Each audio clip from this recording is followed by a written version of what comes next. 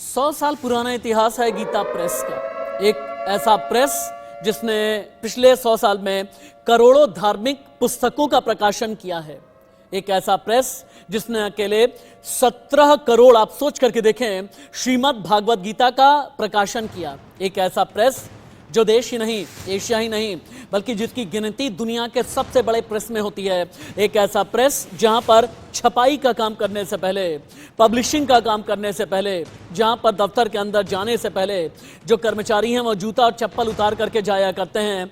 अगर उसका नाम एक किसी पॉलिटिकल पार्टी के साथ में जोड़ा जाए, अगर उसका नाम गोडसे के साथ में जोड़ा जाए, तो ये कांग्रेस का सेल्फ गोल नहीं तो आप क्या कहेंगे। नमस्ते, मैं राशिद। बिग ब्रेकिंग से कर लेते हैं शुरुआत। जो गीता पर मचा है गदर, गीता प्रेस विवाद पर भारतीय जनता पार्टी ने बहुत बड़ा हमला कर दिया है। कांग्रेस में माओवादी मानसिकता के लोग हैं। ये बीजेपी नेता, बीजेपी सांसद रविशंकर प्रसाद ने बहुत बड़ा पलटवार किया। आगे कहते हैं रविशंकर प्रसाद, माओवादी मानसिकता वाले राहुल गांधी के आज की तारीख में कांग्रेस में सलाहकार नियुक्त किए गए हैं। कांग्रेस ने गीता प्रेस को सम्मान पर उठाए हैं सवाल, और इसी पर भारतीय जनता पार्टी और कांग्रेस आमने सामने हो गए हैं। कैसे बयानों के तीर चल रहे हैं, ये बयानों के तीर कितने गंभीर हैं, देखिए। यानी वो मुस्लिम लीग सेकुलर हो गई जिसने मुसलमानों की भी नहीं मानी, बुद्धिजीवियों की, और देश को तोड़वाया और पाकिस्तान बनवाया और उसका क्रेडिट लिया। और गीता प्रेस नॉन सेकुलर की। अब बताइए, मैं तो समझता हूँ इस प्रकार की बहस में उलझना भी अपनी ऊर्जा को व्यर्थ करवा रहा है। देखिए, जहाँ तक पहले बयान का तल्लक है, सम्मानित श्री जयराम रमेश जी ने जो भी प्रतिक्रिया दी है, ना ही मैं उसमें कुछ जोड़ूंगा और ना ही उससे कुछ घटाऊंगा। इंडिया न्यूज संवाददाता चंद्रमणि शुक्ला यूपी की राजधानी लखनऊ से लाइव हैं, गोरखपुर से लाइव रिपोर्टिंग कर रहे हैं मेरे सहयोगी सुशील कुमार। पहले सुशील कुमार के पास में हम चलते हैं। सुशील कुमार, चूंकि गीता प्रेस का जो मैनेजमेंट है, गीता प्रेस के जो ट्रस्टी हैं, आपकी लगातार उनके साथ में बातचीत हो रही है। गीता प्रेस ने बिल्कुल क्लियर ये कहा है कि हम सम्मान तो ले लेंगे ताकि सरकार का सम्मान रह जाए, लेकिन 1 करोड़ की पुरस्कार राशि हम नहीं लेंगे। लेकिन गीता पर जो गदर मचा है, गीता प्रेस के नाम पर जो कांग्रेसियों ने बवाल काटा है, इसे लेकर के ट्रस्टी और मैनेजमेंट का क्या कहना है, क्या सोचना है, उनका नजरिया क्या है? देखिए राशि जी, ये गीता प्रेस को लेकर के जो एक बड़ा अवार्ड मिला है, उसको लेकर के जब कांग्रेस ने ये कटाक्ष किया है, उस पर यहाँ के ट्रस्टियों का साफ तौर पे कहना है कि हम किसी राजनीतिक दल से नहीं आते हैं, हम किसी राजनीतिक दल के पक्ष या विपक्ष के बातों को नहीं रखते हैं और हम इस पर कोई टिप्पणी नहीं करना चाहते। गीता प्रेस एक ऐसी संस्था है, एक ऐसी धार्मिक पुस्तकों को प्रकाशित करता है और जन तक पहुँचाता है। उसका ध्येय सिर्फ यही है कि हमारी पौराणिक कथाएं, जो धार्मिक चीज़ें हैं, वो जन जन तक पहुँचे। और यही वजह है कि 1923 से लेकर के लगातार 2023 तक, यानी 100 साल तक लगातार वो अपनी पुस्तकें छापता चला आया है, लेकिन किसी तरीके के विवादों में नहीं पड़ा है। और यही वजह है कि जिस तरीके से जब उन्हें अवार्ड मिला तो उन्होंने अवार्ड लेने से तो इनकार नहीं किया, लेकिन उसकी धनराशि लेने से साफ मना कर दिया और कहा कि गीता प्रेस आज तक कभी किसी को डोनेशन से नहीं चला। और लोग कहते हैं कि गीता प्रेस घाटे में जाता है, ये ऐसा कुछ नहीं है। गीता प्रेस भले घाटे में चला जाए, लेकिन कभी किसी से डोनेशन लेकर के आगे पुस्तकें नहीं छापता। तो आप इस बातों से समझ सकते हैं कि गीता प्रेस किसी इस तरह के बातों में नहीं आएगा, ना ही इस तरह के पक्ष या विपक्ष को लेकर के कोई टिप्पणी करता है। गीता प्रेस सिर्फ अपनी धुन में, अपनी राह पे चलता है और जितनी भी जो धर्म से जुड़ी हुई चीजें हैं, उन अपने पुस्तकों के जरिए अलग अलग पाठकों तक पहुंचाने का काम सवाल ये बड़ा है कि क्या कांग्रेस को इस बात का आभास है कि 92 करोड़ धार्मिक किताबों का अभी तक प्रकाशन गीता प्रेस ने किया है। गीता प्रेस 10 रुपए के किराए के एक मकान के अंदर एक प्रेस की शुरुआत हुई। 100 करोड़ की विरासत है, इस बार शताब्दी वर्ष मना रहे हैं। और जो गीता प्रेस अगर 1 करोड़ रुपए बतौर पुरस्कार राशि ठुकरा दे, तो आप ये समझ जाएं कि उसे सियासत के साथ जोड़ना ठीक नहीं है, उसे वीर सावरकर के साथ जोड़ना कहीं मुनासिब नहीं है। और ये तो जायज़ कतई नहीं है कि नाथूराम गोडसे के साथ में गीता प्रेस की तुलना कर दी जाए। लेकिन कांग्रेस के अंदर ही जयराम रमेश के खिलाफ आवाज़ उठने लगी है, यानी कांग्रेस के अंदर सिरपुटवल मच गई है।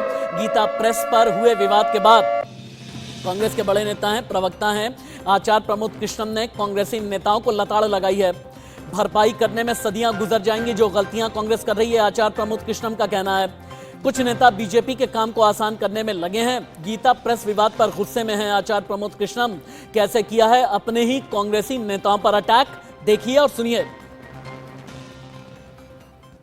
ये उचित है कि उन्हें पुरस्कार मिला। ये श्री हनुमान प्रसाद पोद्दार, जयदयाल गोयनका जैसे लोगों की साधना का स्वीकार्यता है।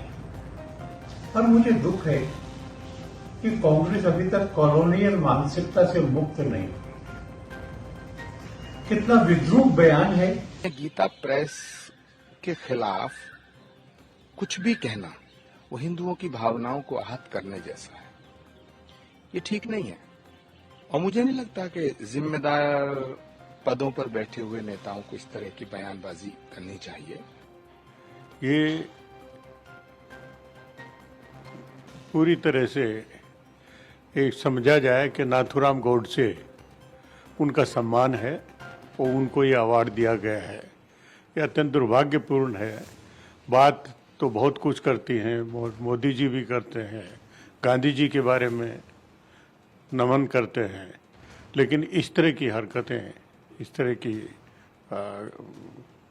बात वो अत्यंत दुर्भाग्यपूर्ण है। गीता प्रेस के बारे में इतनी निम्न स्तरीय टिप्पणी करने से एक बार फिर सिद्ध हो गया कि कांग्रेस को डॉक्टर जाकिर नाइक में शांति दूत दिखाई देता है, उनको जिहादियों में जो है प्रेम दिखाई देता है, गीता में उनको जिहाद दिखाई देता है, और गीता प्रेस जिसका इतना जबरदस्त काम भारत के आध्यात्मिक उन्नयन में है उसमें उनको जो है गोडसे दिखाई देता है।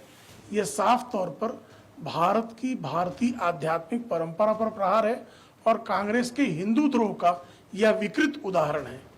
चंद्रमणि शुक्ला के बाद एक बार चलते हैं, लखनऊ से लाइव रिपोर्टिंग कर रहे हैं चंद्रमणि शुक्ला। आपको लगता नहीं है कि कांग्रेस अपने ही बुने हुए मकर जाल में कांग्रेस के नेता फंसते चले जा रहे हैं, सेल्फ गोल कर रहे हैं?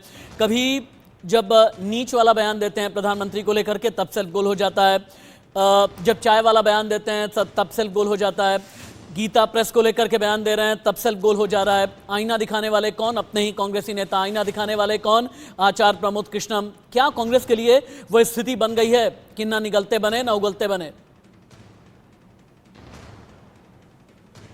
जी, निश्चित तौर से इस तरह के बयान कांग्रेस के लिए घातक जरूर होंगे, क्योंकि गीता प्रेस से जो पुस्तकें छपकर लोगों के घरों में पहुंचती हैं तो उनका पाठ करने के पहले लोग उन्हें माथे पर लगाते हैं, उसके बाद पाठ करते हैं, उसके बाद पूजा करते हैं।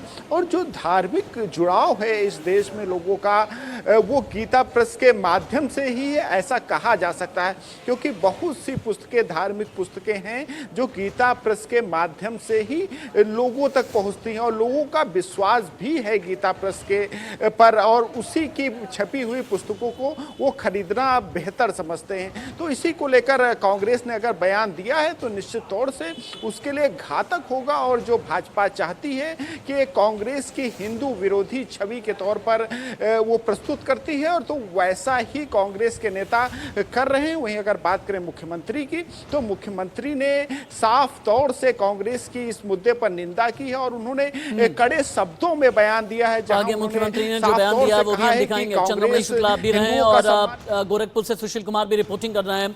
लेकिन गोरखपुर के गीता प्रेस पर अयोध्या से बहुत बड़ी खबर आ गई है। अयोध्या में जो राम मूर्ति का निर्माण किया जा रहा है, जो राम मंदिर की मूर्तियां निर्मित की गई हैं, इसमें गीता प्रेस के भगवान की तस्वीरें दिखेंगी, पौराणिक कथाओं के श्लोक के चित्र उकेरे जाएंगे। अयोध्या में भी दिखेगी गीता प्रेस के चित्रों की छवि, रामायण के पात्रों की छवि में गीता प्रेस की झलक भी नजर आएगी पिछले 24 घंटे में। लेकिन गीता प्रेस के नाम पर कितने बड़े बवाली बयान आए हैं, कितने सियासत हुई है, ये तो आपने देखा। लेकिन गोरखपुर के सांसद रवि किशन लाइव हैं, एक बार उन्हें भी सुन लें। गीता प्रेस के सम्मान का कभी सम्मान कर ही नहीं सकते। जो भगवान राम को वर्षों वर्षों टेंट में रहने को बाध्य कर दिए, वो भगवान राम की रामचरितमानस छापने वाले को सम्मान होने देंगे? जो भगवत गीता का सम्मान नहीं कर सकते, तो भगवत गीता छापने वाले का सम्मान करेंगे? आप गीता प्रेस गोरखपुर को कोई और पुरस्कार दे देते, आप एक के बदले 100 करोड़ दे देते।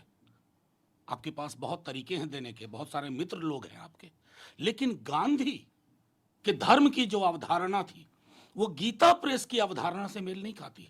और गीता प्रेस का क्या रोल था किस तरह की भूमिका थी गांधी जी को लेकर के, इसकी भी समझ नहीं है आपको। गीता प्रेस के बारे में आप अगर इतने अज्ञानी हैं, जिस गीता प्रेस ने देश के संस्कार, देश की संस्कृति को संकट के समय में भी सुरक्षित रखा और लोगों तक पहुंचाया, एक बहुत बड़ा काम किया है, उसके बारे में भी आपके सवाल, क्योंकि आपको लगता है कि परिवार के घोंसले से ये बाहर जा रहा है सम्मान, तो इसलिए जो है वो उसका अपमान करो।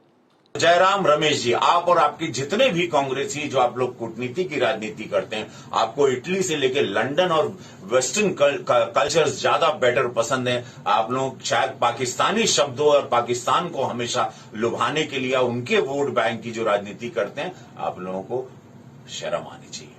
कांग्रेस को आपत्ति इसलिए हो सकती है क्योंकि वो गीता और रामायण ही सिर्फ छापती है, ये इनकी पीड़ा हो सकती है और ये इनकी तुष्टिकरण। उनने 100 साल में कभी सम्मान कोई लिया नहीं है, और इसमें भी जो अर्थ का सम्मान है उनने लेने से मना किया है, लेकिन इसके बाद भी इनको आपत्ति है। ये सब देश समझता है कि इन्हें क्यों आपत्ति है। सुशील कुमार के पास एक बार चलते हैं। सुशील कुमार, एक बार गीता प्रेस की सच्चाई, गीता प्रेस की हकीकत, गीता प्रेस की सांस्कृतिक विरासत, गीता प्रेस की धार्मिक विरासत, इसके बारे में बताइए ताकि हम उन लोगों को आईना दिखा सकें जो गीता प्रेस की तुलना गोडसे से करते हैं।